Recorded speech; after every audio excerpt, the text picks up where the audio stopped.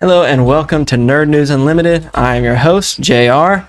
It's been a busy week in the nerd world. All right, very busy. So let's just jump right into it, especially because we already had the premiere of the Odyssey, which is probably my most anticipated movie of the year, maybe other than Avengers Doomsday or I guess Spider-Man, but I'm a big Christopher Nolan guy. So let's go ahead and start with that. I've seen a lot of online hate for some reason.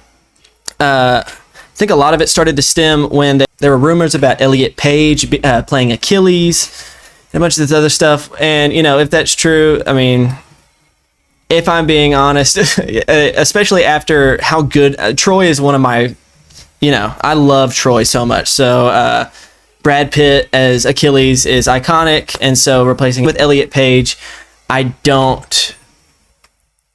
understand why people would be upset with that. From all of the info that I've seen, though, that seems to be just a rumor. So I really am not understanding where the hate for the Odyssey is coming from. The only reason it's, people are saying that it's being hated is just because on YouTube, the trailer has a ton of dislikes, which to me doesn't make a ton of sense because I thought the trailer was awesome. I mean, seriously, like I said earlier, I'm a big Nolan fan. So I was super pumped that it looks this good. Now, a lot of people, especially me, because I'm a big history nerd. So when there's historical accuracy involved, I love it. This is not that. It's very clear that Nolan is not going for a very historically accurate retelling of the story, which I don't think he needs to also because it's a mythological tale. It's not, we didn't even necessarily know 100% if Troy actually existed for a long time, So like the fact that people are really up in arms about the armor and, stuff like that. And I appreciate it. Trust me, I really do appreciate when directors go out of their way to make something very, very historically accurate. Just, I don't understand the issue so far with it. Like, from all of the stuff, Matt Damon looks, the cinematography looks incredible. I love the art design of this movie. I will not stop raving about the art design. I think it looks fantastic. All right, people, if you're a history buff like I am and you're upset that they're not using actual Bronze Age armor, grow up. Seriously, grow up. This is the Odyssey. This is Homer. This is a mythological tale. This is not historical fact. He fights with Poseidon. He fights a Cyclops. Like, I don't. If you don't have issues with that, then how can you have issues with the armor? If you know what I'm saying. So the hate for this movie, I think, is blown way out of proportions. And honestly, I think that it's just online. Because everybody I've talked to in person, when I've asked them what they're thinking about when it comes to the Odyssey and how they thought after they saw the trailer, everybody I know is super excited about it. I don't know. I don't vibe with this, this is going to be Nolan's, worst movie. I hate the like, I hate that it's not historically, like, seriously, grow up. I'm super pumped about it. So the premiere already happened, and since then, we've got a bunch of critics coming out of it, and it's overwhelmingly positive, which I'm very happy about. I try not to glaze Nolan a lot because I have problems with some of his movies, like Tenet. I wasn't a huge fan of Tenet. I don't think it's one of his best ones. It's not like it was that confusing or anything. I just didn't necessarily think it was as strong as some of his other stuff. And, along the same lines of being a history buff, I love Dunkirk for what it was. It's got some flaws in there. So, like, I like Nolan stuff. I think Interstellar is a top 5 movie for me of all time. So, I say this with that in mind, that I'm a big Nolan fan. It does worry me a little bit that the critics are just completely glazing. Like, for instance, The Guardian saying, and I quote, "an absolute triumph."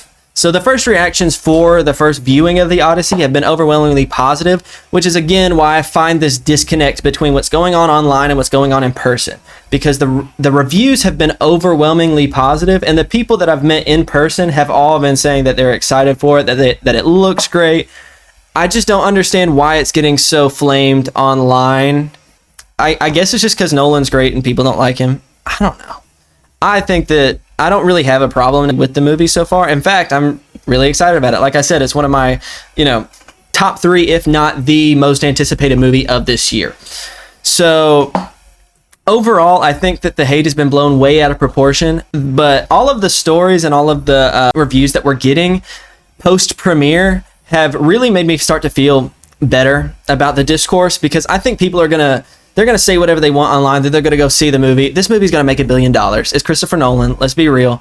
This is gonna be a huge movie. I mean, the anticipation is crazy. Now, do I think this is gonna be Oppenheimer or Interstellar? No, but I'm going into it expecting it to be an 8 or a 9. I think its floor is probably like a 7. And if you're going into a movie with especially Christopher Nolan with his track record, a 7 Christopher Nolan movie is still better than probably, 75 to 80% of just normal movies. So I'm not necessarily worried about this at all. I think this is going to be a completely different story come August, because hindsight's 2020. So I think going into it right now, I'm super pumped. If it's Christopher Nolan, I'm going to see it. All right. And it's, call me Sam Glazing, whatever. I love Christopher Nolan's movies. I think he has one of the best track records out of any modern director, in the last 10 years. So yes, it's getting hated. If you want my opinion, do not trust the hate online. I think it's all performative. People like to dog on Nolan. I really don't understand why. Once you get to a certain level of fame, there's going to be people that their entire thing is just to crap on whatever you're putting out. So, I'm not saying this is going to be a perfect movie either. I'm not saying that Christopher Nolan can do no wrong, I'm just saying that I think that the hate for this has been blown way out of proportion online specifically, and that the actual people that are going to go see this movie in theaters are probably going to enjoy it based off critic reviews, based off of just my opinion. I've seen all of the trailers. I think it looks crazy good. I love what they're doing with the Cyclops. I'm eating it up. Like I said, it's one of my most anticipated movies of the year. Let's hop into the next one. So, if you haven't seen it, Masters of the Universe has released earlier in June, and it was a disaster. So, I'm not a movie hater. I'll just put it that way. I don't know why I'm saying again. You don't know me. Hi. Just a little bit about me. I'm not a huge movie hater. I don't like to come out of movies and be really upset. So most of the time I'll give movies the benefit of the doubt just because I want to have a good experience, Everybody knows going to the movies and coming out of it and feeling like you wasted your money. So the way that I battle that is I can be objective, and I can tell when movies have flaws. I'm just saying overall, as a hobby, I enjoy movies even if they're bad. With that being said, when I came out of Masters of the Universe, I did not think that it was that terrible of a movie. Granted, I saw it going on 2 days no sleep at, I think, the last showing of the day, 10 p.m., something like that. So before I rate it on Letterboxd or anything, I will go and see it again. But overall, I didn't necessarily hate it. I thought the writing was a little meh, but I just something that I'm thankful for, and Superman 2025 opened the door for this. I love that we're getting color back in movies. From the last 5 years, pretty much every big blockbuster that's come out has been so gray and dull, and I'm so sick of it because it's a different world, if I wanted to see gray, I would just go to any place in modern America, I'd go to a parking lot. That is something that's a big pro for Masters of the Universe. This is the most colorful, the most kind of out there movie that I've seen in a little bit. And for me, I give that credit. I know a lot of people that might not be your thing. I thought that the costume design was really nice. I thought that, don't get me wrong, I think the writing was pretty bad, but Skeletor was so funny for no reason. Maybe it was just because I was sleep deprived. I will do a full review on this movie probably next week in the movie review section. I just didn't have room for it today. We've got a lot to go through. But I genuinely did think that Skeletor was pretty funny. He had a couple of lines that I remember sitting in the theater just barely awake, eyes half open, and it just woke me up with a laugh. So I don't necessarily think that this movie deserves the hate that it's gotten, but it performed bad. And when I say bad, I mean like really bad. It had a budget of around 170 to like $200 million. It opened domestically with 30 million. I mean, worldwide, it's only made back $111 million. Just a terrible, terrible flop. And I don't think it's all the movie's fault. And let me expand on that. The reason I don't think it's necessarily the movie's fault, I think the biggest issue with this is timing. This is not the time for this movie to have come out.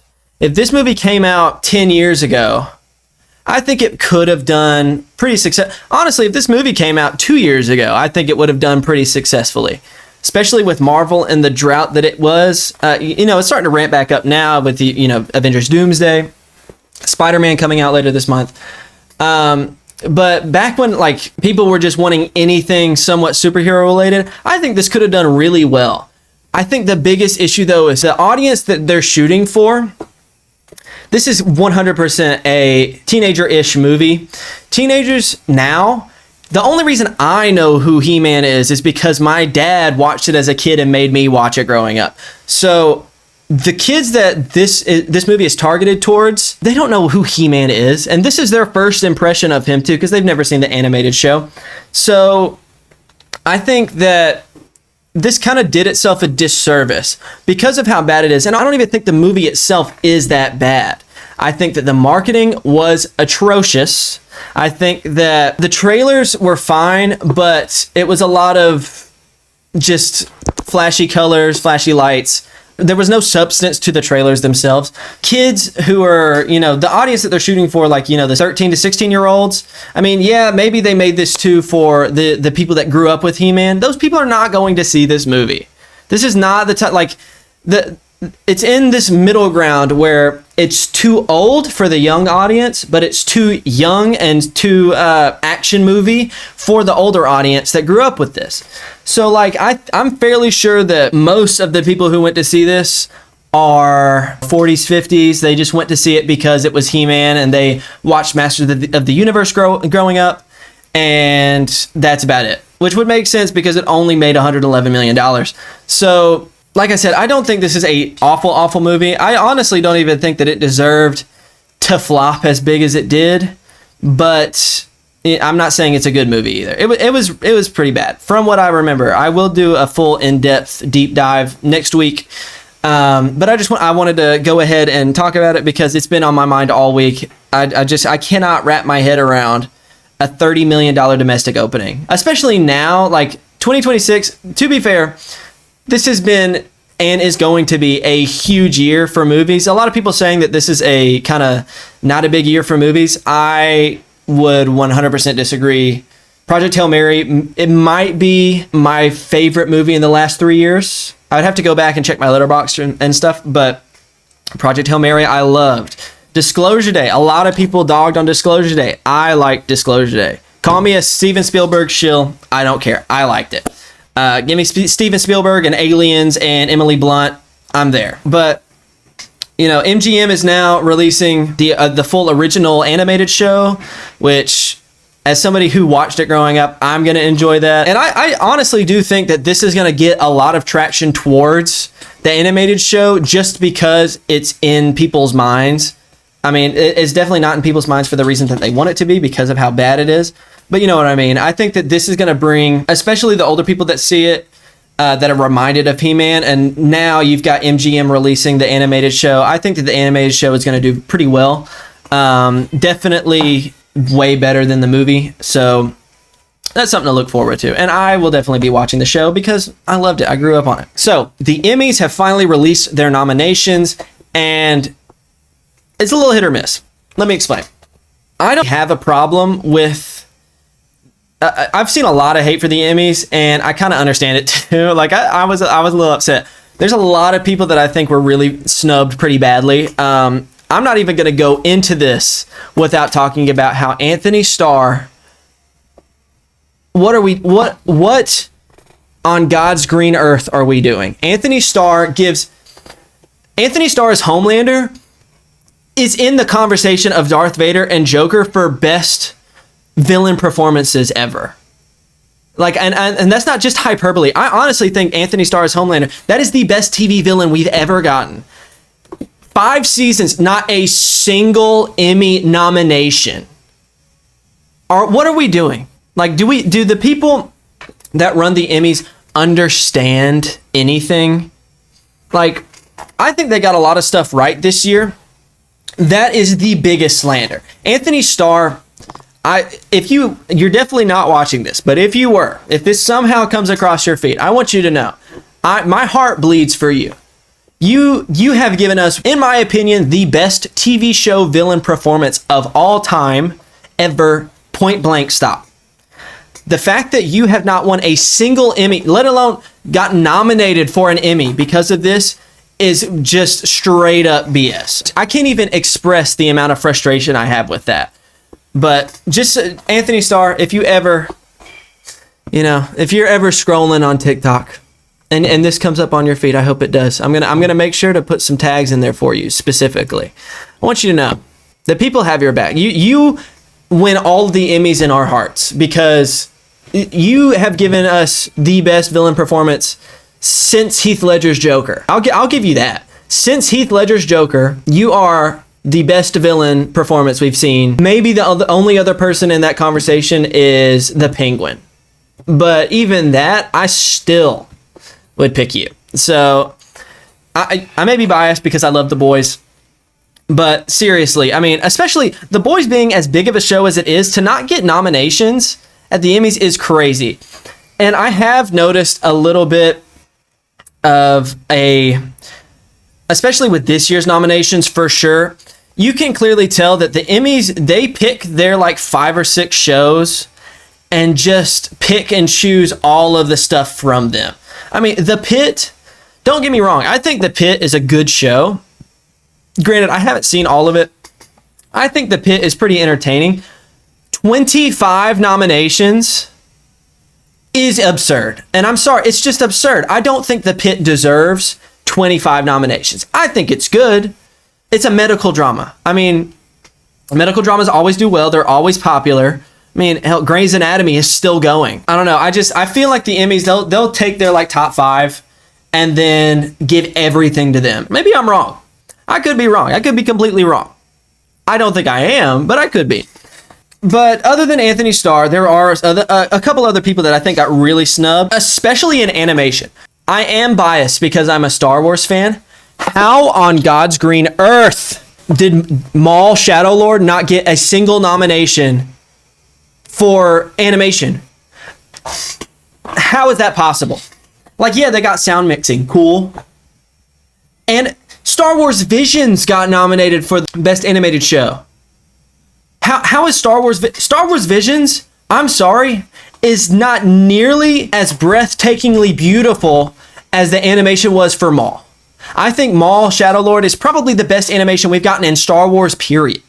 I loved Maul Shadowlord, but I think that is egregious. Having Maul not nominated for animated show. I think that is terrible.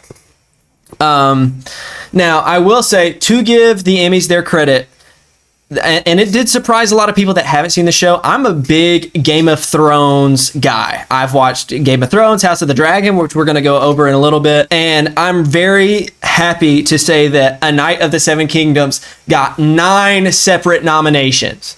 I wish that they would have gotten more for acting, but they got 9 nominations. One of them for Outstanding Drama Series, which I am pumped about. A Knight of the Seven Kingdoms is probably my favorite recent show. I loved it. I watched every episode probably 5 times at this point. I love A Knight of the Seven Kingdoms. So it really does make me happy that at the very least it got nominated for Outstanding Drama Series. Now, do I wish that Dunk or Egg or both of them had gotten nominated for Best Lead? Yes. Best Lead in Supporting? Yes, I do. I understand why not. There are some heavy hitters this year for that, but still, I mean, It's just so good. I mean, A Night of the Seven Kingdoms, you know, that and House of the Dragon Season 3 gave me hope for the future of the Game of Thrones IP. So I'm super excited. I'm so glad that it's finally worked its way into Outstanding Drama Series, because I honestly think A Night of the Seven Kingdoms Season 1 is better than probably 6 of the seasons of Game of Thrones. And I love Game of Thrones. I just think that there is something, I love that it's so just, you know, small scale. I can't go into this. I will talk about A Night of the Seven Kingdoms for probably 6 hours if you let me. But again, I give the Emmys their credit for having the balls to nominate it for, you know, Best Outstanding Drama Series, which it 100% deserves. And I swear to God, if it loses, I will make... We're not going to go into that. All we'll say is, Emmys, please, for your own safety, you better have A Night of the Seven Kingdoms win Outstanding Drama Series. And also, stunt performance. I mean, that's the best jousting sequence we've ever gotten on screen ever. If it doesn't win that, Emmys, watch out. This is going to get me a lot of hate, and I understand it. But a lot of people are a little upset that Stranger Things didn't get nominated for anything. I could not care less. The acting of Stranger Things peaked in season 4. Season 4 was amazing. Season 5 was a letdown. Let's just be real. Okay? It was a letdown. It is okay to admit as a fan, I'm a big Stranger Things fan. It's okay to admit as a fan that season 5 was a letdown.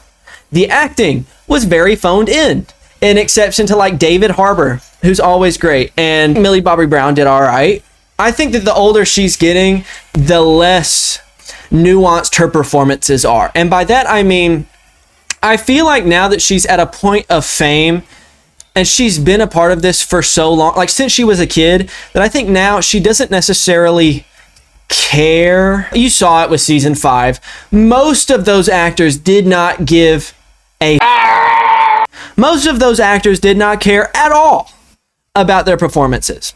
Now, I will say, there were a couple of bright spots. I don't think any of the actors from season 5 necessarily deserved an Emmy, especially with how stacked a lot of the acting is this year. I'm not upset about the fact that they didn't get nominated. Visual effects, I would like to see them get nominated. I think they did get nominated for a costume and makeup. I hope they did. I don't know for sure. Which this is a news show. I probably should. But you know what? This is my show, so go But yeah, internet, you need to calm down, all right? It is not that big a deal that Stranger Things didn't get nominated for an Emmy. It's okay to admit that your favorite show had a dud 5th season, okay? I love The Boys. This season 5 of The Boys was not that great. Now, I liked it. Do I think that it was amazing? No. Do I think that it was better than season 2 or season 3? No. But it was pretty good. Okay? It was good enough. I'm not one of those people that when season 5 came out, I gave it like a 2 out of 10. It was the worst finale ever. I think now with people's attention spans, we're never going to have a good finale again. Except for A Night of the Seven Kingdoms. That's the exception because that show can do no wrong. And Dunk and Egg are just perfect. But overall, was it Game of Thrones level? Absolutely not. And I will never forgive Game of Thrones for that. Nor should you. This is my never forget. That sounded really bad. You know what I mean. Was the finale of Stranger Things as bad as Game of Thrones? Absolutely not. Was it amazing? No. It was just good. It was all right. And you can admit that. It was all right. It made me emotional when it needed to make me emotional. It got me hyped when I needed to be hyped. It scared me when it needed to scare me. It was all right. Now, people will flame you online for saying that it was all right or saying that it was good because they want it. For some reason, people just enjoy misery. There's no reason for you to hate these finales as much as you should. The Boys. The Boys was not a terrible finale. Was some of it a little dumb? Yes. Is that okay? Yeah. I mean, Frenchie, spoilers if you haven't seen The Boys, but Frenchie's death made me cry. It needed to make me cry, and it made me cry. All right? I know that wasn't the finale, but you know what I mean. The final season.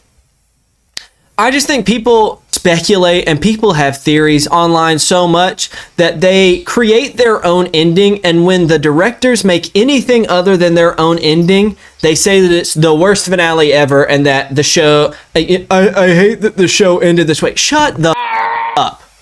You're 60 years old. You're sitting in your basement. Grow up. All right? Go lose some weight too. I can say that I used to be fat. Anyway, overall, I don't think the Emmys are going to be that bad this year. I'm going to watch them. I'm very excited for what did get nominated. And honestly, I don't even think there's that many snubs. The only one that's just egregious is Anthony Starr as Homelander. I mean, that is... It's just perfection. You can't get a better villain performance than that, you know? So yeah, I think that's a snub, but I digress. All right, you know what time it is. It's movie review time. We're going to start off, though, with a movie that I don't think deserved as much hate as it got, and that is Supergirl. Now, I saw Supergirl opening night, and surprise, surprise, I liked it, okay? I like movies. Just bear with me here. I can be objective, I promise you. Okay, look into my eyes right now. Promise you. Bring it. I'm going to bring you in close. I can be objective when it comes to movies. Okay? But, with that being said, I gave Supergirl a 7 out of 10. Okay, I'm just going to let you know, we're reviewing 3 things today. All 3 of them are going to be heavy spoilers. So, you've been warned. So, on Letterboxd, I gave it a 3.5 out of 5. And then if you want 1 out of 10, I swear to God, if Letterboxd does not fix that, Letterboxd needs to do 1 out of 10. It is so hard to rate things objectively with just 1 to 5. Gave it a 7 out of 10, gave it a 3.5 out of 5. I enjoyed this movie. You know what? Let's just start with the pros, all right? Because if I just start talking about this, it's going to be a mess because this is a very... I don't even know how to explain this movie. Like how I feel about this movie. Let's see what I have written down here. I think this cinematography is good. I think it's just this version of the DCU that I just really enjoy the cinematography. I love the colors. I love like when she's on the planet with the green sun. I love it. I love all of the space sequences look phenomenal. I just love the way it looks. It's not as bright and colorful as Superman, but it doesn't need to be because it's a grittier version. So it's a little bit duller than Superman, but I didn't have much of a problem with the way that the movie looks. I actually did enjoy the way that the movie looks. By far the best performance in this movie is Jason Momoa as Lobo. I'm fairly sure every time he's on screen, I laughed. Every line that he has is flawless. Now, there is a negative that comes with Lobo. I'll get to that in the negative section. But overall, dude, I mean, he's been waiting to do this for forever. He deserved it. I think Jason Momoa as Lobo is as perfect casting as you can get. He ate it up. He loved it. You could tell that he just was having a ton of fun with the role, and he knows the character well. So I really did enjoy Lobo. People give Millie Alcock flack, and there's a lot. Okay.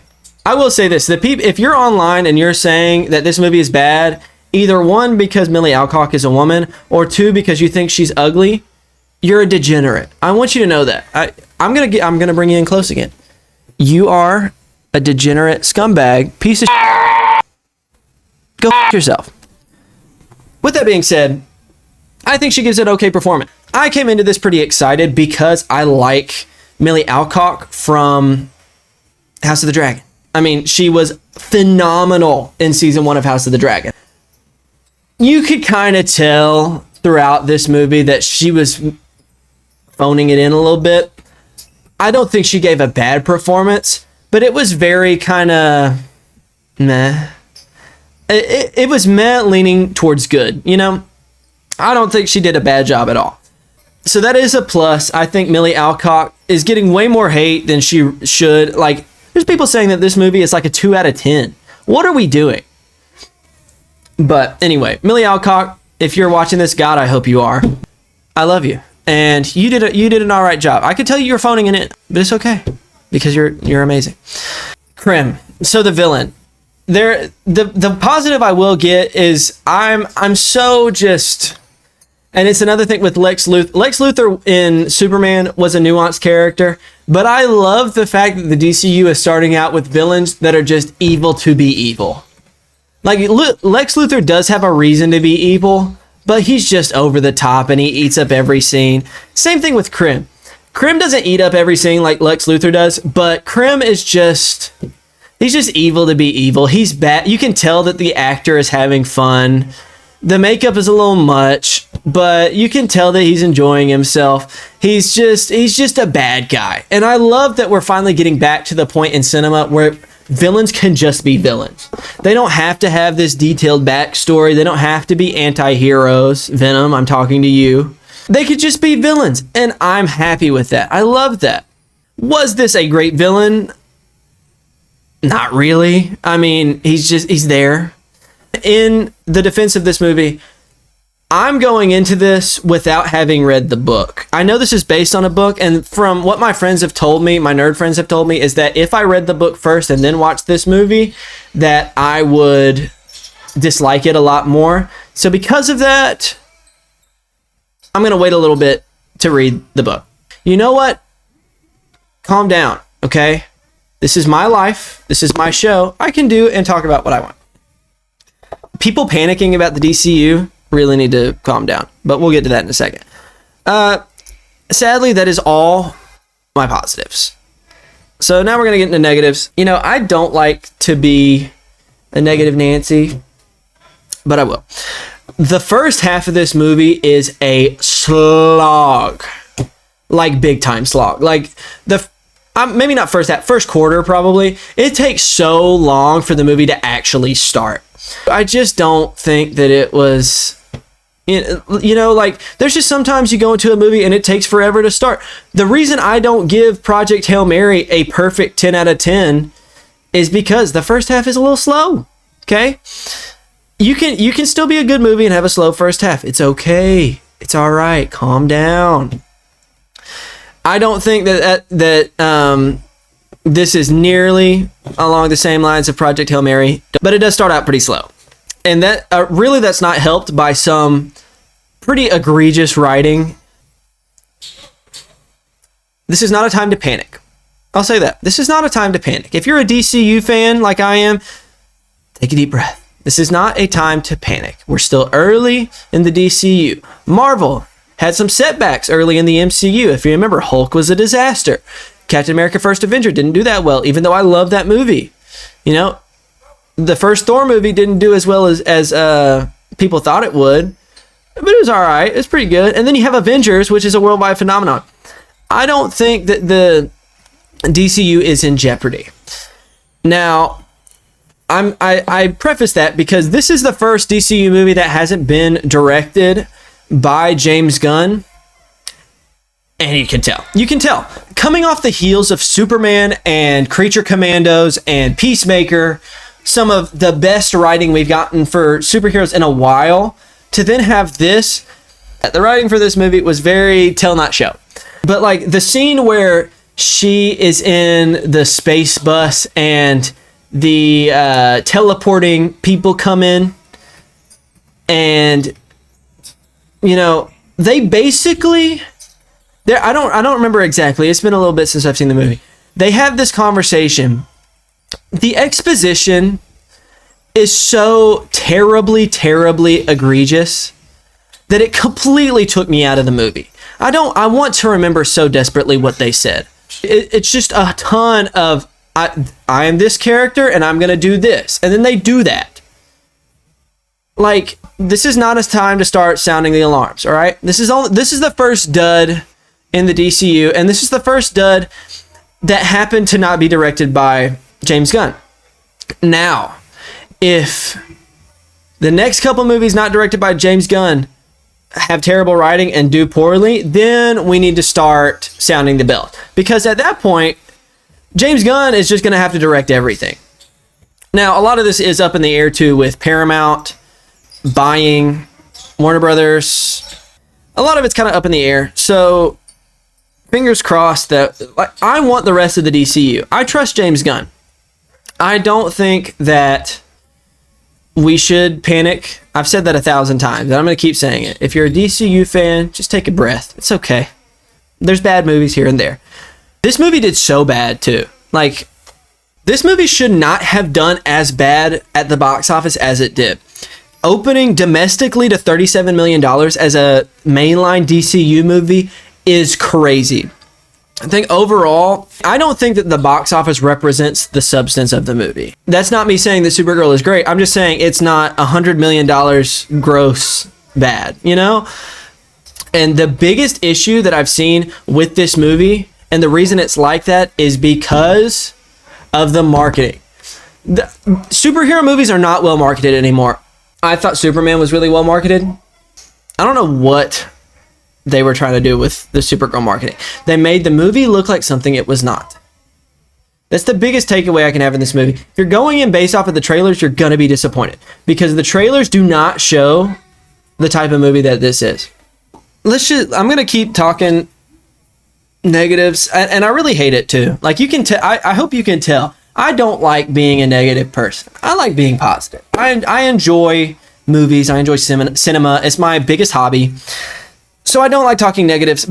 The girl who plays Ruthie, Eve Ridley, I'm going to hold your hand when I say this. I don't know if acting is necessarily your thing. And I'm not trying to be mean, okay? I think that she was serviceable as Ruthie, okay? I think that I don't necessarily even think that it was her fault. But the writing for her character was so just boring. I think she showed like 4 emotions the whole movie, and that's it.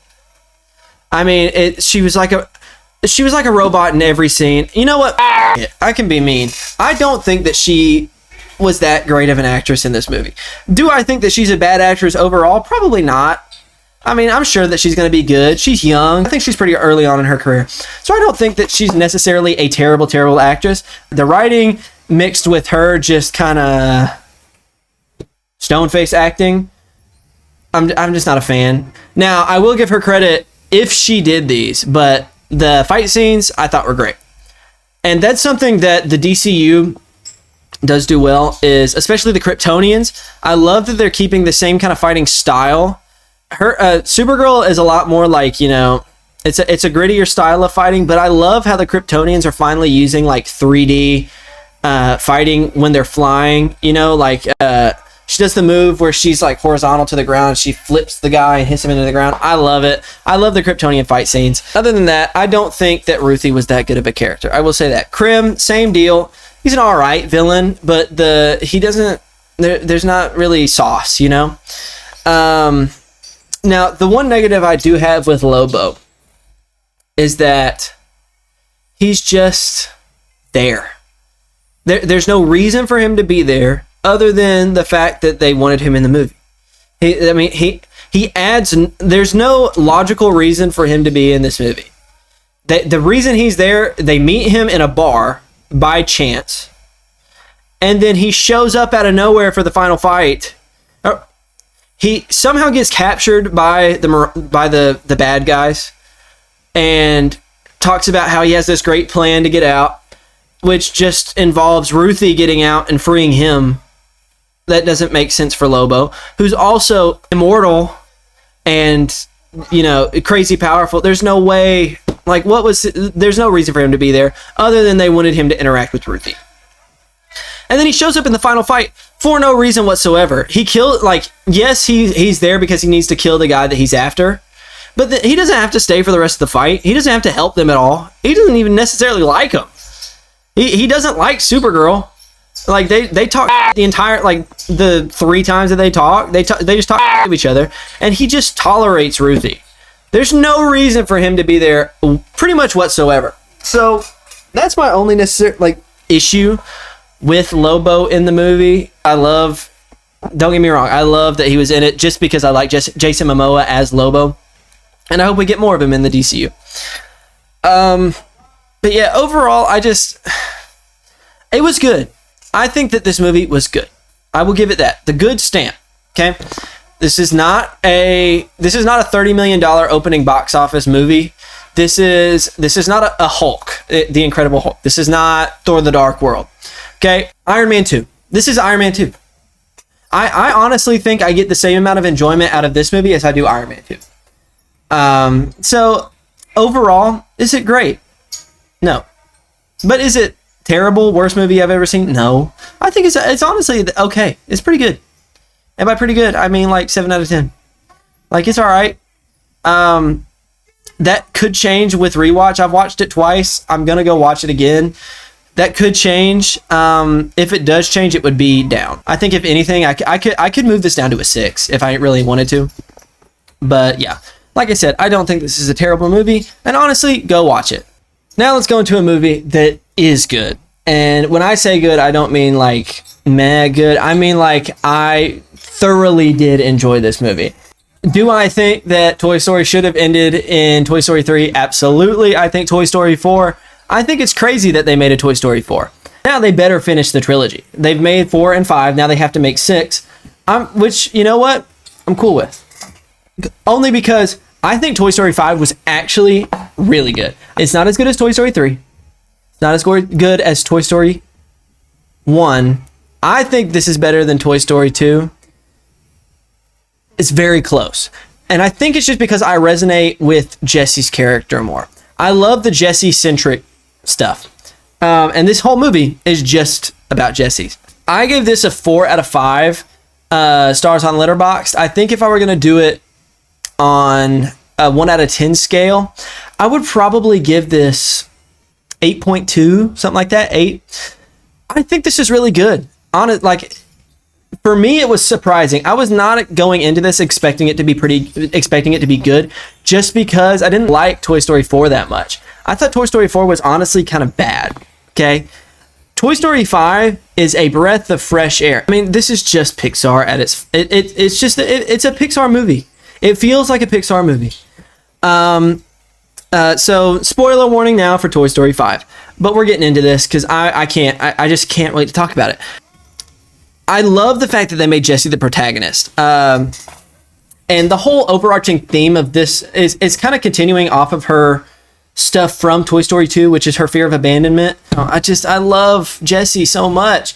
And I think that her story in this is beautiful. The Pixar moment, which is a huge plus, which we'll get to that in a second. And I've heard a lot of people say that just online, that because they like Toy Story 5, it makes Toy Story 4 a little better for them. I think that because I like Toy Story 5 so much, this makes Toy Story 4 significantly worse. And let me explain. There is no reason for Woody to be in this movie. They made Toy Story 4 specifically so that Woody could leave the group, and then they just bring him back in Toy Story 5. It makes sense why he comes back, but why?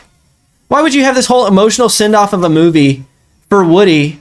He got his happy ending. Let that be it. There's no reason for him to come back. And he honestly adds almost nothing to this movie, okay?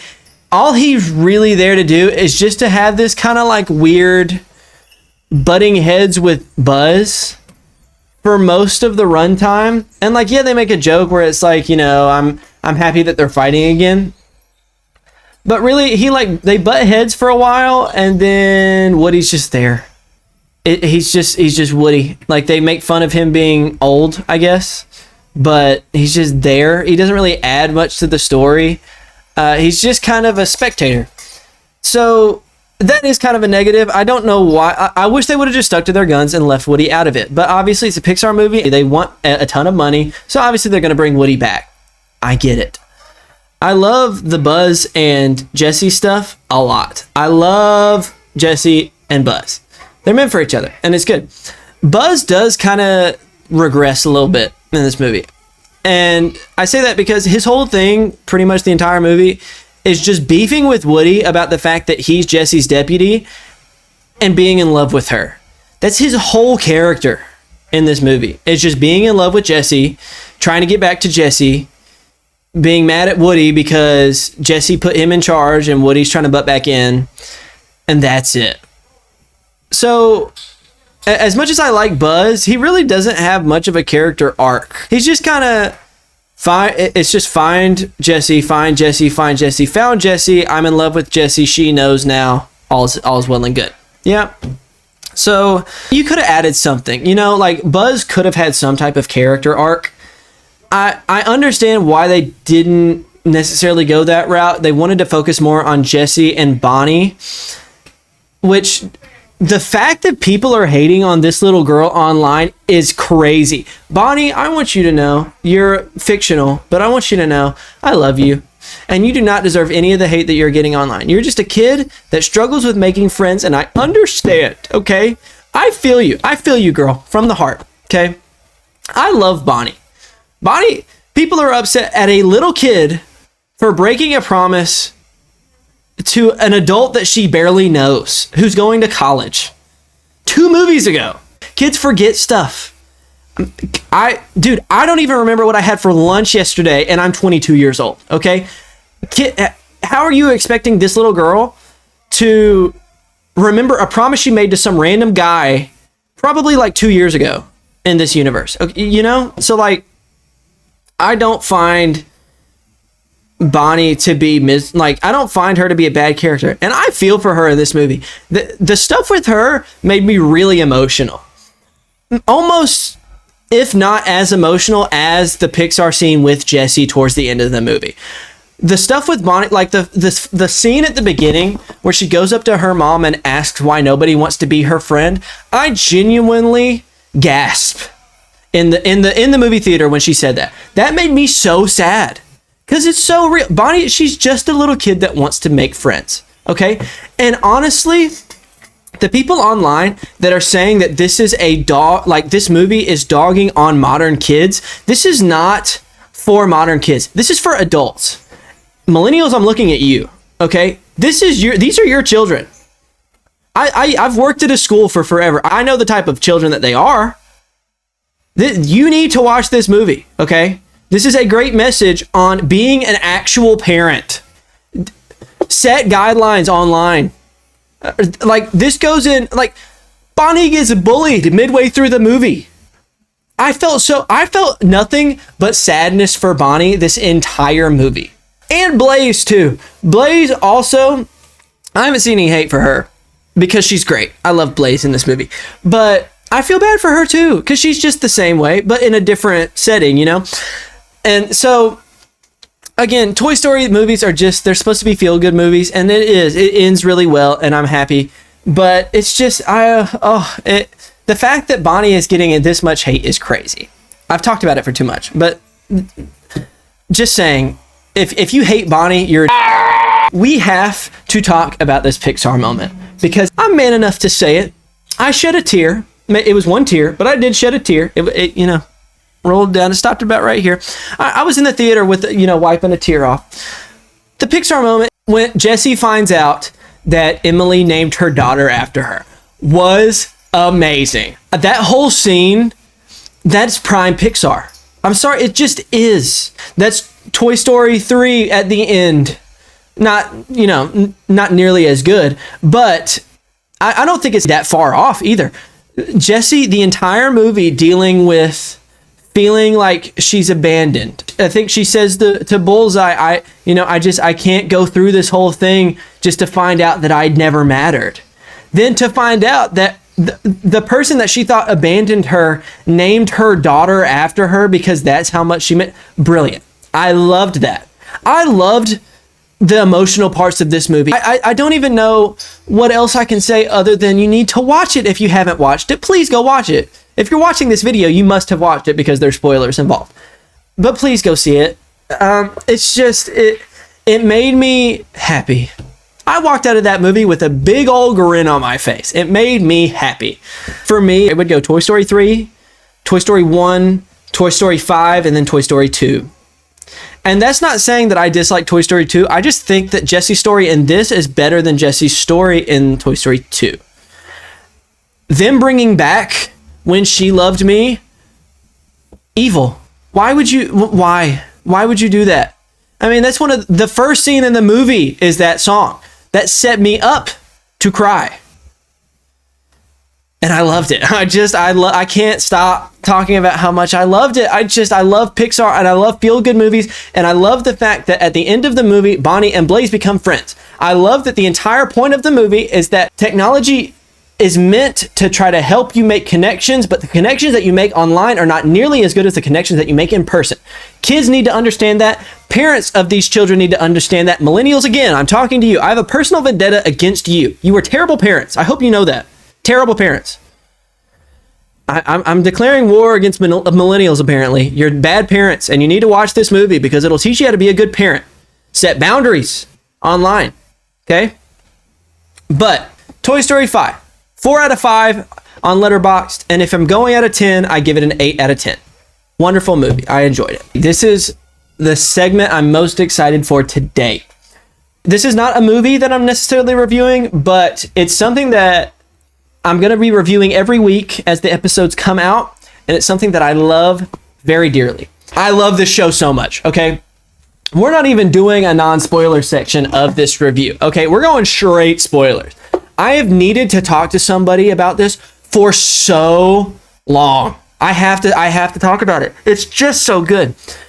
Season 3 so far, the first two seasons of the first two episodes of season 3 is better than probably 65 to 75% of Game of Thrones overall.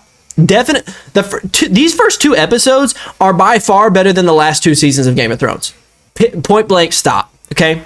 So episode 1, Salt and Sea, Fire and Blood. So it's Battle of the Gullet. There's just so many.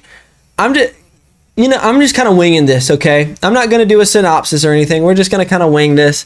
Sheep Stealer might be my favorite fictional animal ever.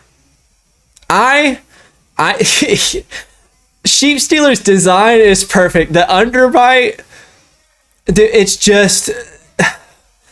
I love the fact I knew that he was gonna be just a menace. Okay, you can tell. I've never seen a character design so flawless that I knew exactly what his role in the show was gonna be just by looking at his design. Sheep Stealer and Raina, their story doesn't. I mean, it does matter. Don't get me wrong. I love them. Okay, Raina is way in over her head. And she knows it. This girl, I saw in a comment section somewhere that said she found a pit bull on the side of the road and instantly took it to a dog park with no leash. As soon as they showed Sheep Stealer dragging his feet on the top of the water, I knew he was about to be on some full BS. And I ate it up. I loved it. Battle of the Gullet, the Triarchy, I am so glad that Lohar is dead. There's so much good about this first episode. This is probably the best opening episode to a Game of Thrones thing. You've got Daemon is just awesome in everything that he does. Daemon and the Northmen fighting the Lannisters. What is the line that he says? Very good. We've got more lions to hunt. Daemon, I love Daemon Targaryen so much. I honestly think he might be my favorite Game of Thrones character other than like Robb Stark or Jon Snow. He's awesome. I just love Daemon. We got to talk about it. Jace's death was very well done. I did shed a tear. Okay, I did. I felt so bad for Rhaenyra. And it's just because there's really nothing to explain. Just R.I.P. Jace. I mean... he's the last of the strong boys, and he's gone. And it really does make me sad, because I thought that he was such a great bounce off for Rhaenyra, right? Because Rhaenyra's whole thing is to not let ego be involved, and Jace, you can tell he's just young, and he wants to help, but also further his name. His ego finally caught up to him. So R.I.P. Jace, I'm gonna miss you. The stuff with Aemond and Alicent is getting to the point now where there's a thing in Game of Thrones. I understand that it's a staple of Game of Thrones. Can we chill with the incest, you know? Like, I do think it's funny though that like I love Daemon and Rhaenyra together, uncle and niece. But like we draw the line as fans at mother and son. you should draw the line at that. The stuff with Aemond and Alicent, Aemond's just a weirdo. That's all I gotta say. The actor is really good, but yeah, he's just weird, and I think he's just gonna stay weird. I've not read any of the books. At least I haven't read Fire and Blood. So I don't know what's going to happen with him. That's why I'm kind of going to do this every week, just because I want to react live to watching the episodes with y'all.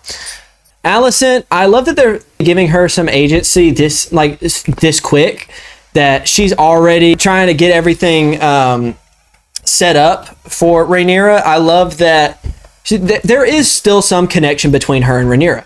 Aegon and Larys are hilarious. They're not even in the same show anymore. They're just, the whole thing with them trying to get to wherever they're going, like just to escape King's Landing. I think it's so fun. Like, what do they do? Like Aegon falling out of the carriage just to stab the guy. I audibly laughed. Like I think that they're so funny. But that's kind of all of like the laughing that you get with episode 2, or I think that, yeah, that's episode 2. I gotta say this, Emma Darcy will win an Emmy for this show. Emma Darcy is putting on a masterclass performance. When Rhaenyra finds out about Jace's death, that's some of the best acting I've seen on a TV show in probably the last 5 years. She is phenomenal. And I mean, by every sense of the word, phenomenal. Emma Darcy, I'm acting like you guys are watching this. I'm acting like you actors are watching this. Phenomenal acting from Emma Darcy. I can't stop saying that. Her scene where she finds out Jace is dead is brilliant. Daemon, I love that we're finally getting a little bit of not finally. I mean, he's had it, but I like that Daemon is he's still just egotistical, you know? Like, I will say, people kind of misconstrued that Daemon finding out about Jace's death was him happy. I don't think at all that Daemon was happy about Jace's death. You know, like, yeah, he wants to be powerful and like he wants to up his status, but he loved Jace. You could tell that he loved Jace. I do think it's funny though. Anytime he speaks High Valyrian to Rhaenyra, they both lock in. I mean, when he goes to her and she's, the son that hid his face in my skirt is now dead so that I can sit on a throne of swords. Also, by the way, the writing in this show is incredible. There's not a bad line in this show. And he just starts speaking High Valyrian and he gets her hyped up. She locked in instantly. I love that speaking High Valyrian unlocks this part of their relationship that just pushes her to the point where she needs to be. And I love that that's what Daemon is there for. So I think people kind of are taking Daemon. I think people are seeing this stuff with Daemon and thinking that it's a lot more about him upping his status than it is for her. I think that he genuinely does believe in Rhaenyra. And I do think that he loves Rhaenyra. So I love them together. When they invade the Red Keep, Daemon, they choreographed it to where they're both moving in sync. Daemon and her moving in sync through the corridors. She doesn't even have to pull her sword out of the sheath. Daemon is bad the entire show. Daemon doesn't have a bad scene. He doesn't. Every time he aura farms every time he's on screen, and I love it. Him finding out or him going down to the dungeons and finding Otto Hightower, and his laugh, like I audibly laughed during that. I just think it's Matt is made for this role. Daemon is so good, and I love the subtle acting choice to where if you go back and watch that scene, we're gonna deep dive a little bit into it, but if you go back and watch that scene, Daemon, they enter the throne room. Daemon has, made it a path for her, right? They get into the throne room and they hold hands, and Daemon lets go of his ego just to let her walk forward, because he knows this is her throne, right? Like, people have been saying, is he actually trying to help her? Does he want to just take the throne? He believes in her. He's making sure that she knows that she has to do this. Same thing with Otto Hightower. She knows that she has to be the one to do it. And even Otto, at the end of his life, is trying to say, just let Daemon do it. Like, he's trying to hide it, saying that he just doesn't want a brutal death. But even he's trying to say that there's doubt in Rhaenyra. And Daemon, with a grin on his face, gives Rhaenyra Dark Sister for her to do it. I love that. I love the stuff with them too. I think they're both great. The writing in the show is so great. It's so amazing. Now, going into episode 3. People are going to say that episode 3 is not great because it's coming off the backs of 2 back-to-back 9 to 10 out of 10 episodes. Episode 1 was amazing. Episode 2 was also amazing. Episode 3 was still good. I just don't think it was on long. There's just not a ton of action, you know? Episode 2 ended with Aemond attacking Harrenhal and R.I.P. Lord Strong. Diva down. I love him. R.I.P. Lord Strong. He did not deserve the death that he got. And then Aemond is like, what's going on with the witch? She, you know, there's some stuff going on with her. Which honestly, Daemon, just give her Harrenhal. Like, there has to be something, because especially in episode 3 where she said that she will give Harrenhal to whoever kills Aemond. I hope that this witch gets Harrenhal, because she, I don't know, I have a feeling about her. She's planning something. I know she's planning something, but I got a feeling about her. Daemon aura farming again to Lord Ormond Hightower, getting him to surrender, and then taking Darren, Alicent's youngest son, taking him prisoner. This is where I have a little bit of Daemon would know. There's no way Daemon would not know. Okay, he's one of the most cunning characters in the show. There's no way Daemon, especially with how the dragon, I don't remember exactly which dragon Darren rides, but the dragon looks at this white-haired kid and does not react at all to him being taken away. That dragon would react. Daemon, you should have known, you know? Ulf and Hugh, I love them so much. I hope nothing changes that. I've been trying to stay clear of spoilers. People have been saying that something's going to happen with them. I hope not. All the stuff with Rhaenyra, trying to figure out. I love the politics aspect of Game of Thrones and of House of the Dragon. So I love the stuff with Rhaenyra, trying to figure out how this whole queen thing works. And I like the fact that she actually does go and ask Alicent for advice, Granted, she doesn't take it, because Alicent's like, you're going to change. And she basically just tells her, no, I'm not going to change. And Alicent's like, well, you're going, I can't help you. So I like the fact that Rhaenyra is capable of still taking advice from her adversaries. The scene with her and Alicent finding out that Darren isn't Darren, that it's just a random kid. That scene was so well acted. I went into this blind. I didn't even know. So them finding out, I thought that scene was great. I loved that. Rhaenyra feeding the Lord's rats, I thought was great.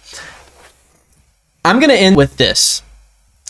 My favorite character, other than Daemon, my favorite character in this entire show, Helena. Protect this girl at all costs, please. Every time she's on screen, she just makes me smile. In episode 2, when Alicent's trying to get, episode 1 or 2, when Alicent's trying to get everything set in place for Rhaenyra, and Alicent's like, you can do whatever you want. And she goes, I think I'd like to raise chickens. Don't let anything if something happens to Helena, I will burn HBO down, okay? Protect her at all costs. She's just, I love my autistic queen, okay? I love my autistic queens out there. Next week, I will definitely be reviewing, episode 4 of House of the Dragon, and can go more in depth. Overall, this is my favorite show on television right now. Please go watch it. I am definitely running out of time here, but thank you, and I hope to see you next week on Nerd News Unlimited.